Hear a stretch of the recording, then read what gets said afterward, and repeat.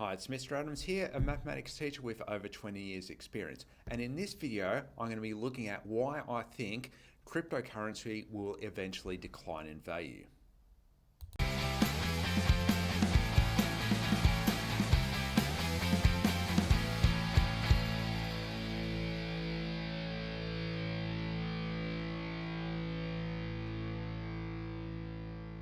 During COVID, when many people were using their time productively to go out and exercise, I was spending my time looking at data, making predictions about COVID. And I was able to accurately predict when Victoria would reach 80% double dose vaccinations, and I was able to predict the peaks of many of the COVID waves. The key to accurate predictions, I found, is not good access to data, although that can really help. It's not access to fancy models. My double dose prediction used addition on a spreadsheet. It was as simple as that. The real key to accurate predictions is understanding the nature of the behavior of the data that you're looking at. When it came to the COVID wave, what I do is take today's value and divide it by yesterday's value. And what I would do is compare those values. Now, as I saw those values were slowing towards 1, I knew that the COVID wave would peak. Once they became less than 1, they would decline.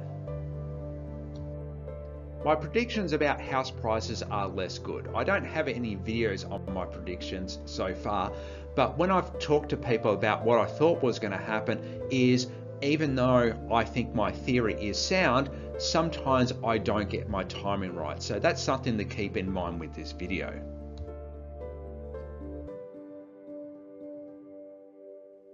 So let's have a look at how a company makes money. So they've got some expenses and they have revenue coming in. If the revenue is greater than the expenses, you get a profit. If the revenue is less than the expenses, you have a loss. So a company that continues to lose money will eventually be worth nothing. Crypto is not like a company. It's got expenses, but it doesn't actually have any revenue. From this point of view, because the revenue is less than expenses, it has to be a loss. Crypto must eventually decline in value because it has no revenue stream. When people pay more for a share of a company, this is not revenue. Likewise, when people buy more for crypto, this is also not revenue. Let's have a look at a company structure again. So there will be some expenses and you've got the revenue coming in. But some of those expenses will be about making the company more efficient about what it does, which then increases the revenue stream. So this cycle makes the company more productive and more valuable over time, even if it does have some losses due to expenses. Crypto has a real problem because it's not actually becoming more efficient over time.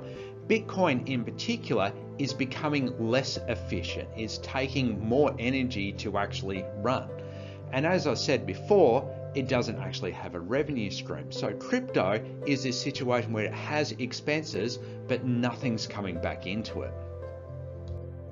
Just to run Bitcoin is becoming increasingly more energy dependent. It takes as much energy as a whole country like Greece to actually run it. It didn't start out this way and has become more inefficient over time. All systems of currency cost money to run. This is why governments around the world will tax their citizens just so that they can keep coins and notes flowing through their economy.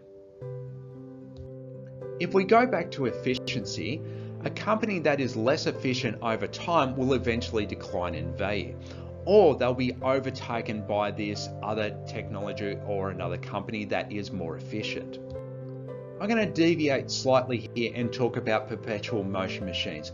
So this is where the output that you get is more than the input that you get in. So you have this thing that just keeps on going and it's like free energy. So why do these perpetual motion machines stop? In the absence of external energy, the gradual loss of energy means the machine will eventually stop. Let's alter that statement for cryptocurrency. In the absence of external revenue, the gradual loss of money means the machine will eventually lose value. In conclusion, I don't know when Bitcoin will decline in value, and timing is not my strong point. Bitcoin doesn't have a revenue stream, but has losses to maintain the system.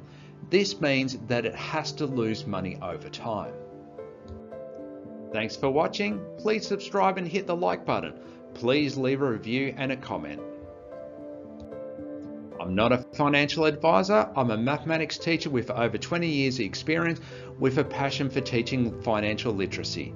Please read the disclaimer.